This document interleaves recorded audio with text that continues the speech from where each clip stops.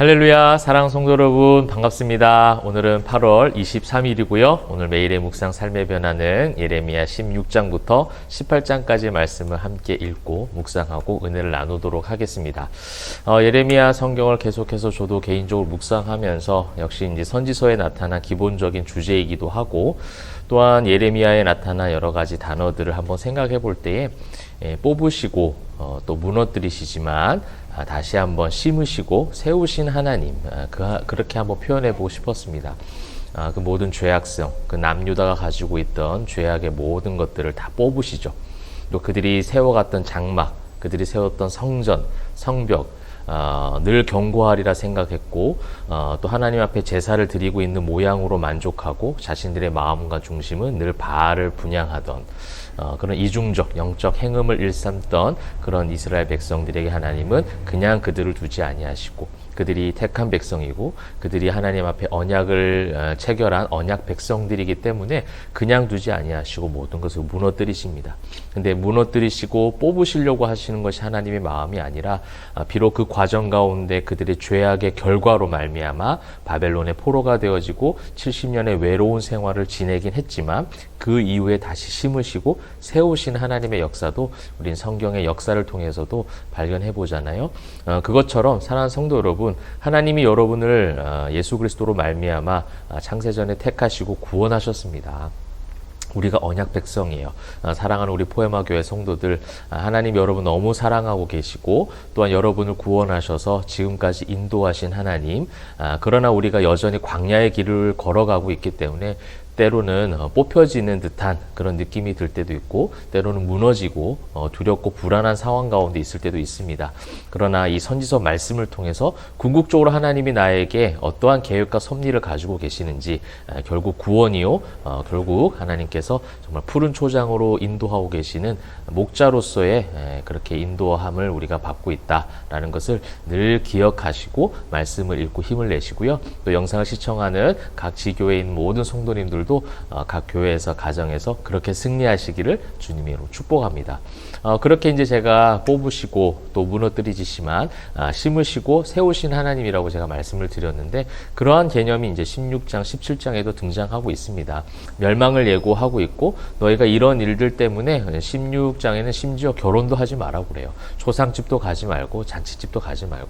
인간의 일상적인 생활이잖아요. 결혼하고 또 때로는 그 인간적 관계 때문에 초상집도 가야 되고 잔치집도 가야 되고, 우리가 인간 사회에서 흔히 이루어질 수 있는 모든 어떤 삶의 형태입니다. 근데 그 모든 것들 다 소용없다는, 하지 말라는 거예요. 왜요? 그 땅이 멸망할 거기 때문에. 너희들의 죄의 결과로 모든 것이 사라지고 없어질 것인데 그런 거 다 소용없어 라고 이야기하는 것이죠.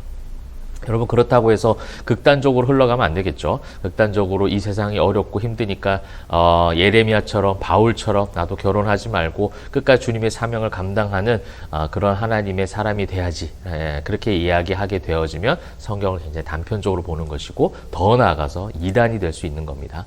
하나님께서는 우리에게 원하시는 계획과 섭리가 굉장히 광범위합니다. 그죠? 어떤 사람에게는 그렇게 하나님께서 인도하실 수도 있고요. 또 어떤 사람은 결혼을 해서 가정을 이루게 하시고 어떤 보통의 형태를 가지고 이 땅 가운데서 잘 또 성장시키시는 하나님 여러 가지 계획이 있으세요. 저마다 다른 하나님의 계획을 우리가 너무 인간적 개념으로 단편화해서 일반화시켜서 그렇게 바라볼 필요는 없겠습니다. 자, 어찌됐든 이제 16장에는 그러한 모습으로 멸망을 예고하고 계세요. 그러면서 세상의 모든 것들을 의지하고 세상의 어떤 인간적 생활에만 치우쳐 있는 남유다. 그러니까 어떻게 보면 안식일, 우리식으로 말하면 주일, 그 한 번 종교 행위를 한 것을 가지고 하나님을 섬기고 있다 착각하고 일상의 삶 가운데서는 전혀 예배자로 살아가지 않는 그들, 그래서 결국 세상을 붙잡고 하나님 붙잡지 않는 그들, 그런 자들에게 16장에서는 책망의 말씀들이 지금 기록이 되어지고 있는데, 그러기에 19절 여호와 나의 힘 나의 요새 환난 날의 피난처시요 민족들이 땅끝에서 주께 이르러 말하기를 우리 조상들의 계승한 바는 허망하고 거짓되고 무익한 것뿐이라 사람이 어찌 신 아닌 것을 자기의 신으로 삼겠나이까 하리이다. 그리고 21절 여호와께서 이르시되 보라 이번에 그들에게 내 손과 내 능력을 알려서 그들로 내 이름이 여호와인 줄 알게 하리라. 이것이 하나님의 마음인 거예요. 그죠? 결혼하지 말라, 초상집 가지 말라, 잔치집 가지 말라. 그냥 이거는요, 어떻게 보면 어떤 상징적 어떤 책망을 위해서 하나님께서 비유적으로 말씀을 하시는 거예요. 물론 이제 그 당시의 삶으로 가면 현실 속에서 그것이 소용없긴 해요. 그런데 하나님의 원래 가르쳐주고 싶으셨던 교훈, 또 이런 어떤 멸망의 과정을 통해서 하나님께서 원하시는 것은 뭐냐면 환난날 이 모든 피난처가 되신 하나님이 그 환난날에 피난처가 되어주시고 그 다음에 그로 말미암아 인간이 세웠던 모든 거짓된 것, 무익한 것을 깨닫고 하나님을 알게 되어주고 돌아오는 것. 이것이 하나님의 온전한 마음이라는 것. 이것은 계속 17장에도 이어지고 있습니다. 1절 유다의 죄는 금강석 끝 철필로 기록되되 그들의 마음판과 그들의 제단뿔에 새겨졌거늘. 이게 뭐예요? 금강석 끝 철필로 쓰여졌다는 것은 좀처럼 지워지지 않는다라는 뜻을 가지고 있어요. 그들의 죄악이 얼마나 깊었으면, 그들의 죄악이 얼마나 관영하고 가득 찼으면 지울 수 없을 만큼 너무나도 가득 차다라는 거예요. 그래서 그들의 제단은 너무나도 우상으로 그렇게 뒤덮여져 있었고 하나님을 제사한다고 하지만 아세라와 바울을 섬겼던 그들의 모습을 가지고 하나님께서 너희들 모든 것이 다 무너질 거야 라고 말씀하고 있는 거예요. 그러면서도 늘 하나님께서 말씀하시죠. 그러나 7절 무릇 여호와를 의지하며 여호와를 의뢰하는 그 사람은 복을 받을 것이다. 하나님이 그 책망의 그 말씀 절수가 굉장히 길잖아요. 근데 꼭 한 절씩 이렇게 말씀하시는 거예요. 그런데 그러나 나에게 돌아오면 그 사람은 다시 복이 돼 라는 것이죠. 여러분 이거는 어떤 구원의 어떤 신학적 의미로 가면 안 돼요. 그죠? 우리가 하나님께 돌아오면 천국 백성이 되고 돌아가지 않으면 다시 지옥 백성이 되는 나의 행위적 구원을 이야기하는 것이 아니라 구약적 개념이죠. 다시 바꿔서 이것을 신약과 합치게 되면 나의 모습이 늘 연약하고 하나님 앞에 완악할 때도 있지만 하나님이 끝까지 나를 사랑하신다라는 어떻게 보면 구원사적 메시지, 아가페의 사랑, 그 하나님의 속성, 이것으로 여러분 접근하는 것이 더 바를 것 같습니다. 그래서 9절에도 심히 부패한 것은 마음이다. 나 여호와는 심장을 살피며 폐부를 시험하고 그들의 겉모양과 그들의 마음이 서로 다른 것에 대한 신앙적인 잘못된 종교주의적인 모습들을 이야기하는 것이죠. 그 행위와 그 행실대로 보응하시는데요. 그 12절부터 이제 쭉 나오는 것은 뭐예요? 이제 그 고백 가운데 이런 고백이 나옵니다. 14절 여호와여 주는 나의 찬송이 시온이 나를 고치소서 그리하시면 내가 낫겠나이다. 이 고백을 기다리시는 거예요. 매일의 묵상과 삶의 변화와 또 이 말씀을 읽으면서 기도하신 여러분들 하나님 앞에 그렇게 나아가시면 좋겠어요. 하나님 나를 고쳐주옵소서. 그러면 내가 낫겠나이다. 세상에 돈이 나를 고치는 게 아니에요. 세상에 어떤 관계 회복이 나를 고치는 것이 아닙니다. 내가 다니고 있는 교회, 내가 거하고 있는 가정, 내가 일하고 있는 직장과 산업터 거기가 좋은 환경이 바뀌어지는 것이 내가 나았는 게 아니에요. 하나님과 나와 1:1 관계 속에서 복음으로 말씀으로 매일의 삶을 통하여 개혁하고 매일의 삶을 통해서 기경되어지고 중수되어질 때 가능해진다는 사실을 꼭 믿으시기를 바랍니다. 그래서 여호와께서 계속 말씀하시면서 이제 17장 말미에는 안식일을 잘 지키라는 것이죠. 안식일을 잘 지키라는 것은 무엇이냐면 종교적인 이 행태를 얘기하는 것이 아니라 그 안식일에 온전한 마음으로 하나님 앞에 지키라는 겁니다. 여러분 이것이 이제 우리식으로 오면 그 안식일을 주일로 우리가 연결시키는데 물론 그런 요소도 있습니다. 그죠? 하나님 앞에 모든 것을 다 올인하는 거예요. 우리의 마음과 몸과 모든 뜻이 하나님께 정성을 다해서 주님 앞에 함께 예배하는 날이 바로 주일이고 또 이 시대 안식일이에요. 근데 그 함께 예배하는 자들의 마음 가운데는 늘 정치적 요소가 있고 또 하나님을 바라보지 못하게 하는 방해적 요소들이 너무 많이 있다라는 거예요. 여러분 우리가 끊임없이 우리 포에마 교회도 마찬가지고요. 여러분이 다니는 모든 교회가 이것을 경계하고 이런 종교심에 빠지지 않아야 돼요.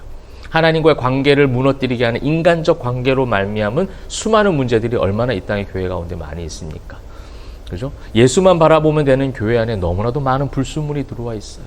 강도의 구렬이 되어져 가고 있는 이 시대의 모든 우리의 어떤 상황들 속에서 우리는 다시 한번 이 말씀을 주실 때 각성해야 돼요. 네가 각성해야 되고 저 교회가 각성해야 되는 것이 아니라 내가 먼저 하나님 앞에 신앙적인 새로운 영적 각성이 이루어질 때에 그 한 사람 한 사람이 모이면 아름다운 교회, 아름다운 안식일을 잘 지키는 결국 함께 예배하며 함께 하나님을 바라보는 것을 잘 지키는 거룩한 신앙인들이 되는 줄 믿습니다.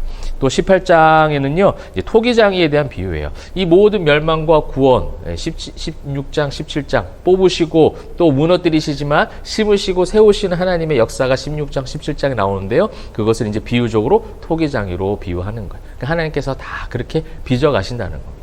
창조주이신 하나님 앞에 주권적인 모든 것을 맡겨드리는 표현이 바로 토기장의 비유예요.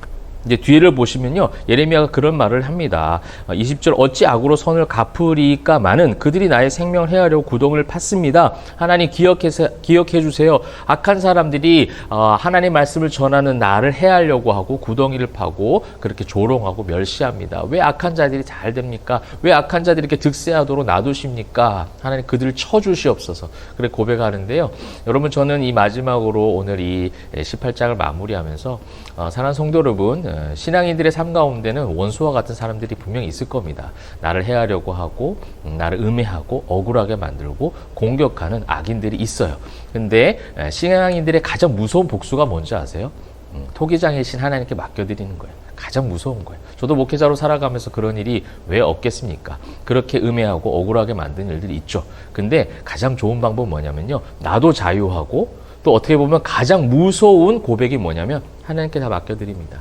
하나님, 제가 정직하고 제가 선한 것 하나님이 아시오니 그 하나님께서 모든 것을 섭리해달라고.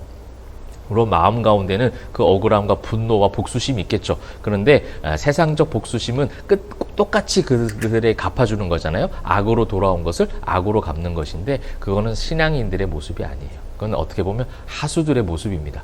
정말 무서운 신앙인들의 복수는 뭐냐면 토기장이신 하나님께 맡겨드리는 거예요. 그것이 또 내가 자유롭게 되어지고 평안해지는 길인 줄 믿으시길 바랍니다. 사랑하는 성도 여러분, 모든 멸망과 구원과 모든 섭리가 하나님께 있습니다. 오늘 하루도 주권자이신 그 하나님께 모든 것을 맡겨드리고 그 하나님의 섭리 가운데 인도하심 가운데 거할 때에 놀라운 승리가 가득하시기를 주님의 이름으로 축복합니다. 기도하겠습니다. 사랑과 은혜가 풍성하신 하나님, 주권자이신 하나님께 모든 것을 맡겨드릴 때에 뽑으시기도 하고 또 무너뜨리시기도 하지만 심으시고 세우신 하나님을 기대합니다. 그렇게 세워져간 우리 포에마교회 모든 사랑하는 성도들 다 되게 하여 주시옵소서. 감사드리며 살아계신 예수 그리스도의 이름으로 기도합니다. 아멘.